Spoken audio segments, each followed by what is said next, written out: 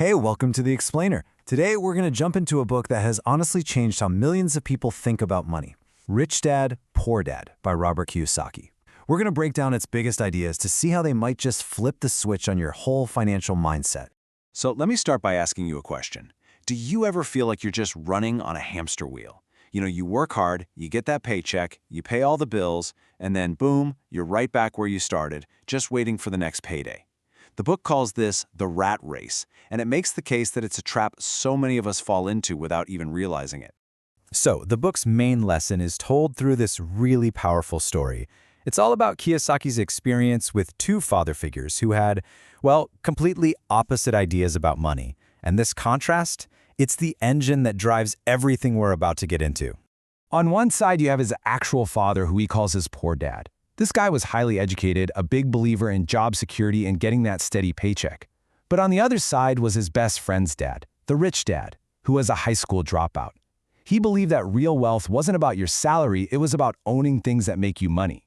So one dad was basically teaching him how to be a great employee, and the other was teaching him how to be the boss. And that brings us to the absolute heart of the entire book, its golden rule. And it's one of those things that sounds so simple, but once you really get it, it completely changes how you look at every single dollar you touch.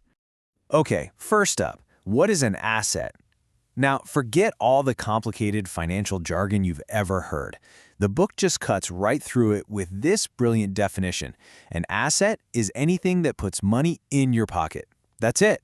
Think of it like a little money-making machine.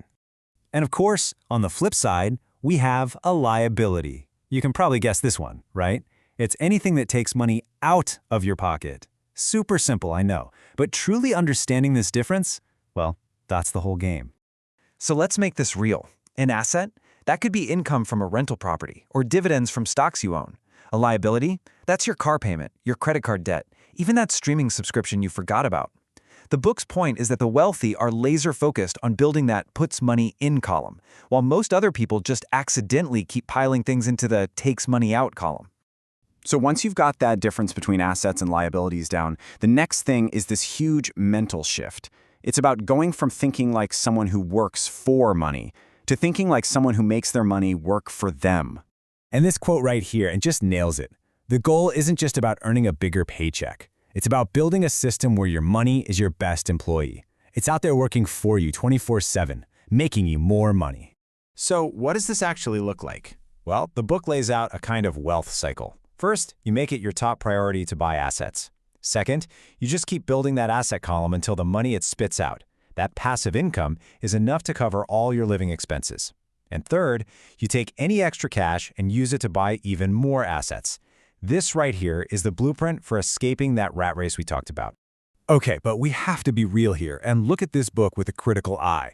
It's hugely popular, for sure, but it's not some perfect financial guide. You've got to think of it more like a manifesto than a step-by-step manual. And that's a really important difference. Look, the best thing about this book is how simple it is. It's an amazing wake-up call for so many people, and that core idea of passive income is totally timeless, but it is very, very light on the specific how-to details. It'll tell you what to do, but it doesn't really tell you how. Plus, some of its ideas, especially around using debt and handling taxes, can be pretty risky if you don't really know what you're doing.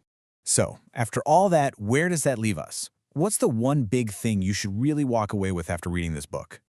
Okay, here's the bottom line. You have to approach Rich Dad, Poor Dad as a book about philosophy. It's not a technical manual. Its real job, its real power, is to get in your head and just totally rewire the way you think about money, challenging all that traditional advice we've been taught for years.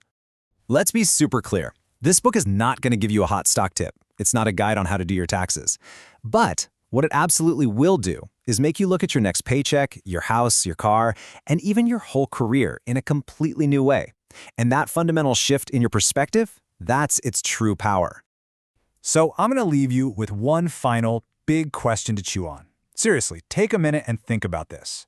Based on those super simple definitions we just talked about, what in your life is actually an asset? What is really, truly putting money in your pocket? The answer to that question might just be the first step on a whole new financial path for you.